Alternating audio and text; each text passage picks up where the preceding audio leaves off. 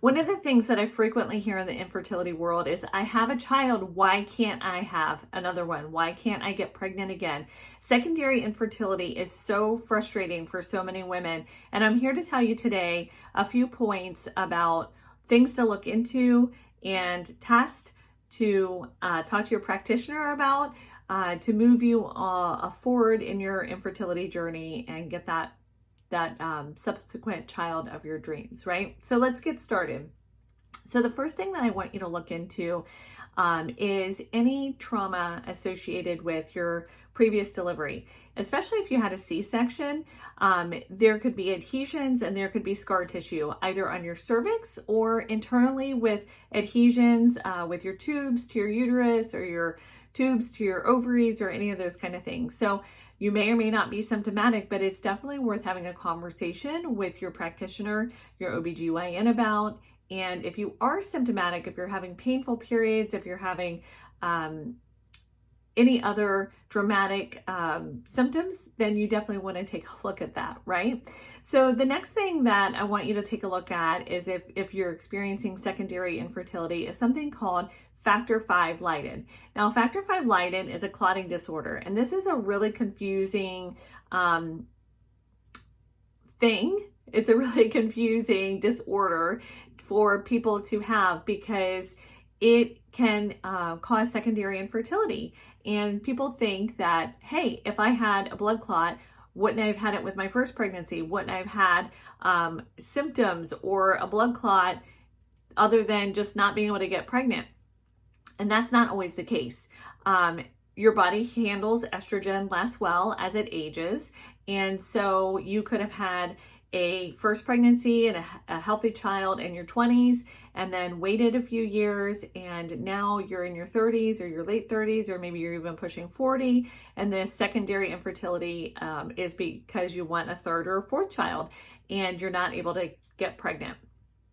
So Factor V Leiden can cause clotting of the embryonic roots and implanting into the uterus, and that can cause secondary infertility. It's a simple blood test, and you can talk to your doctor about that. So the other thing that affects women also as they age is your progesterone drops.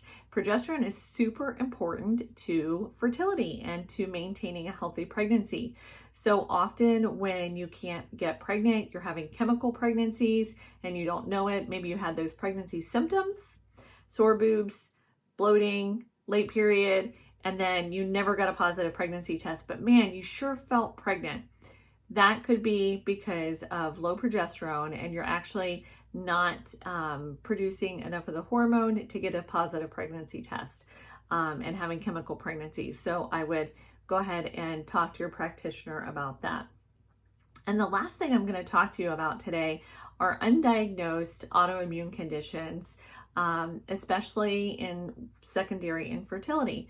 If you've seen me in any of my videos, I frequently talk about thyroid disorder and thyroid disease because your thyroid range is huge. And what you want to do is you want to get a range that's personalized for yourself. You don't want to just take it for granted that you're in range. You want to make sure that you're not symptomatic and that you go to a level, a thyroid level. You track your own thyroid level. That's what I'm trying to say. Go back and track your own thyroid level and make sure that it's not declining, because it could be here before you got pregnant or when you got pregnant the first time, and now it's way down here, but it's still in range, but that's clearly not in range for you, which was way over here 3 years ago, 5 years ago, or something like that. So you want to make sure that you are getting that good range for yourself, that personalized, optimized thyroid range. Along with that, and with additional testing, is that you want to get, make sure that you get any autoimmune test that you may or may not have developed after a pregnancy. And you want to look for things like bacteria vaginosis and ureaplasma that could cause vaginal infection and definitely limit your ability to have a second or subsequent third or fourth child. If you like my content, go ahead and subscribe, and I will see you next time.